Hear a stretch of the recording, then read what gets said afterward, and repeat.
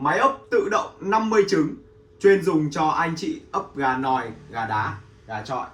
Máy thiết kế từ khung nhôm rất là chắc chắn và đẹp. Vỏ alu dày dặn, bền bỉ. Lót xốp trắng bạc giữ nhiệt bên trong dày đến 2 cm, dày gấp 4 lần những loại giữ nhiệt thông thường. Cửa của máy thì làm từ mica trong suốt, giúp anh chị thuận tiện trong việc quan sát quá trình ấp trứng ở bên trong. Mình không cần phải mở cửa ra. Bên trong máy được tích hợp một đèn chiếu sáng. Bình thường thì chúng ta sẽ tắt đi. Khi cần theo dõi hoạt động của máy thì sẽ bật lên để theo dõi. Máy ấp trứng sử dụng khay đảo trứng bằng nhôm. Khay đảo nhôm sứ hoạt động theo cơ chế đảo lăn tròn. Quả trứng sẽ được đảo lăn tương tự như cách gà mẹ ấp đảo trứng trong tự nhiên, giúp nâng cao tỷ lệ nở. Khay đảo sẽ hoạt động 2 giờ một lần, tức là một ngày đảo trứng 12 lần. Khay có thể kéo ra để xếp trứng và đẩy vào, rất là tiện. Máy ấp trứng tạo nhiệt bằng dây carbon, không cần gắn bóng đèn, cực kỳ tiết kiệm điện và bền. Khi mình sử dụng máy ấp thì anh chị lưu ý là đặt khay nước tạo ẩm này.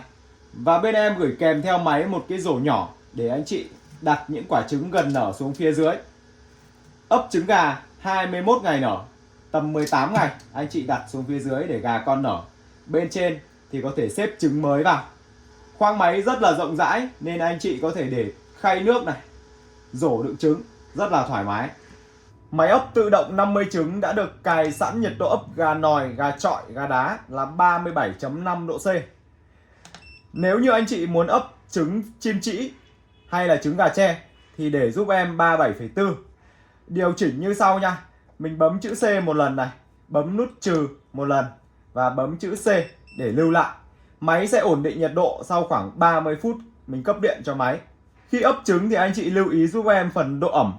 Độ ẩm nằm trong khoảng từ 60 đến 70% là hợp lý để mình ấp trứng gà. Máy ấp trứng tự động 50 trứng có chế độ bảo hành 1 năm.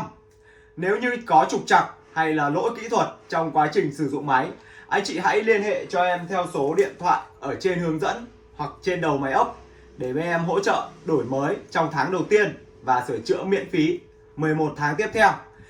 Anh chị chỉ cần gửi cái bộ điều khiển về để bên em hỗ trợ sửa chữa cho anh chị. Khi anh chị đặt mua máy ấp, bên em sẽ giao hàng khoảng tầm 4 đến 6 ngày là anh chị nhận được hàng. Giao hàng toàn quốc, miễn phí vận chuyển. Anh chị nhận hàng được kiểm tra. Kèm theo máy sẽ có rổ nhựa, khay chứa nước tạo ẩm, sách hướng dẫn sử dụng và tặng kèm một gói úm gà con. Anh chị đặt mua, hãy comment ở bên dưới là đặt mua kèm số điện thoại. Cảm ơn anh chị đã theo dõi video. Nhớ bấm like, follow để đón xem những video giới thiệu máy ấp trứng mới nhất.